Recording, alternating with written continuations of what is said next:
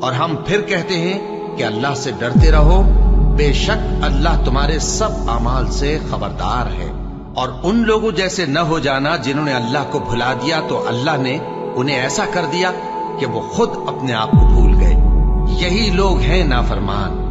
اہل دوزخ اور اہل بہشت برابر نہیں، اہل بہشت ہی کامیابی حاصل کرنے والے ہیں۔ اگر ہم یہ قرآن کسی پہاڑ پر نازل کرتے تو تم اس کو دیکھتے کہ اللہ کے خوف سے دبا اور پھٹا جاتا ہے۔